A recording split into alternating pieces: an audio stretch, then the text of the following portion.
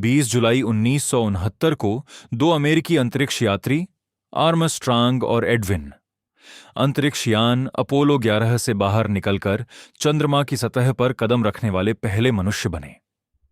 यह घटना मानव इतिहास की सबसे महान उपलब्धियों में से एक थी।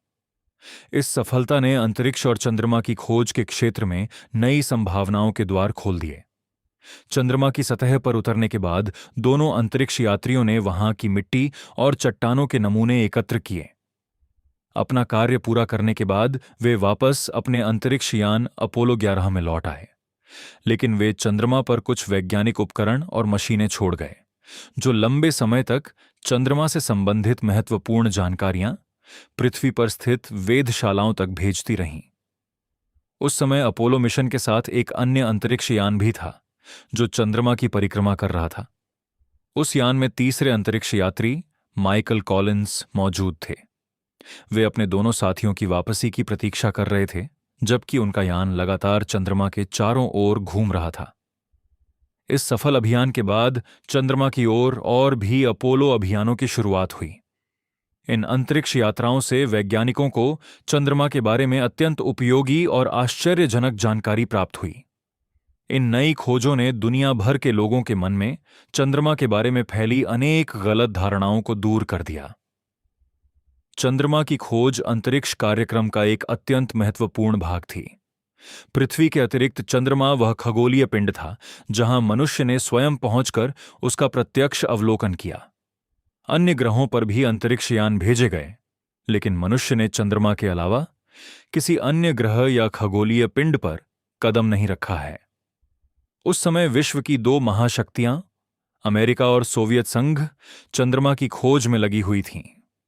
अमेरिका ने अपने अंतरिक्ष यात्रियों को चंद्रमा पर भेजा, जबकि सोवियत संघ ने अपने अंतरिक्ष यान और वैज्ञानिक उपकरणों के माध्यम से खोज कार्य जारी रखा। उस दौर में दोनों देशों के प्रयासों ने अंतरिक्ष विज्ञान को नई दिशा प्रदान की।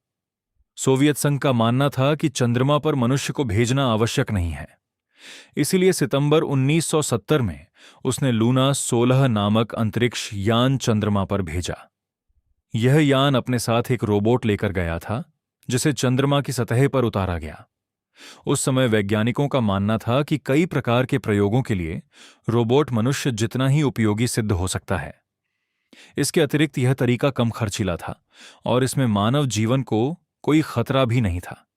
लगभग 3 दशकों तक किए गए अनुसंधानों ने चंद्रमा के बारे में प्रचलित अनेक मान्यताओं को बदल दिया। उस समय उपलब्ध जानकारी के अनुसार वैज्ञानिकों ने पाया कि चंद्रमा एक वीरान स्थान है जहां न पानी है और न ही हवा। हालांकि बाद के वर्षों में कुछ मिशनों द्वारा चंद्रमा के ध्रुवीय क्षेत्रों में जमी हुई बर्फ के प्रमाण प्राप्त हुए, लेकिन इस पाठ में उस समय की वैज्ञानिक जानकारी का वर्णन किया गया है। वैज्ञानिकों को चंद्रमा पर एल्यूमिनियम, टाइटेनियम और लोहे जैसी उपयोगी धातुओं के प्रमाण भी मिले। फिर भी इन संसाधनों का व्यावसायिक उपयोग नहीं किया गया। कुछ वैज्ञानिकों का यह भी विचार था कि यदि ऑक्सीजन युक्त तत्वों से ऑक्सीजन अलग की जा सके तो भविष्य में चंद्रमा पर मानव निवास की संभावनाएं विकसित की जा सकती हैं। आज हम चंद्रमा के बारे में अनेक महत्वपूर्ण तथ्य जानते हैं। चंद्रमा पृथ्वी का एकमात्र प्राकृतिक उपग्रह है। इसका व्यास लगभग 3476 किलोमीटर है, जो पृथ्वी के व्यास का लगभग 1/4 है। पृथ्वी से इसकी औसत दूरी लगभग 3,84,405 किलोमीटर है। यह लगभग 1 महीने में पृथ्वी की एक परिक्रमा पूरी करता है और हमेशा अपना एक ही भाग पृथ्वी की ओर दिखाता है। चंद्रमा की सतह पर असंख्य गड्ढे दिखाई देते हैं जिन्हें क्रेटर कहा जाता है। वैज्ञानिकों के अनुसार चंद्रमा और पृथ्वी की आयु लगभग 4.6 अरब वर्ष है। चंद्रमा स्वयं प्रकाश उत्पन्न नहीं करता, वह सूर्य के प्रकाश को परावर्तित करता है।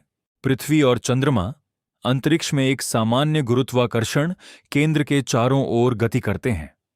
जब चंद्रमा पृथ्वी की परिक्रमा करता है तब पृथ्वी से उसका अलग अलग प्रकाशित भाग दिखाई देता है।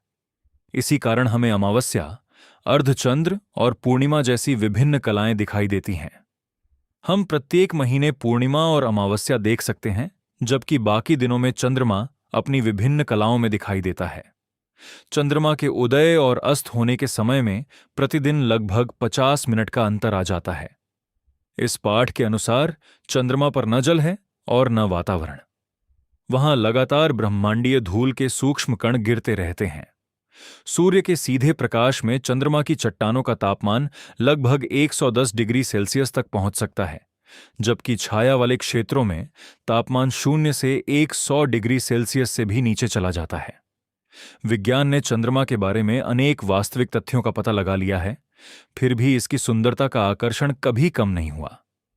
आज भी कवि इसकी प्रशंसा करते हैं, प्रेमी इसकी तुलना अपने प्रियजनों के चेहरे से करते हैं और मानव इसकी ओर आश्चर्य और प्रेम से देखता है। इसी कारण चंद्रमा केवल एक खगोलीय पिंड ही नहीं, बल्कि मानव कल्पना, भावनाओं और सपनों का भी एक अमर प्रतीक बना हुआ है। इस अध्याय से हमें यह सीख मिलती है कि जिज्ञासा, साहस और वैज्ञानिक सोच हमें नई खोजों तक पहुंचाती है। मानव ने असंभव लगने वाले सपने को सच करके चंद्रमा तक की यात्रा पूरी की। यदि आपको यह वीडियो उपयोगी लगा हो तो इसे लाइक और शेयर अवश्य करें।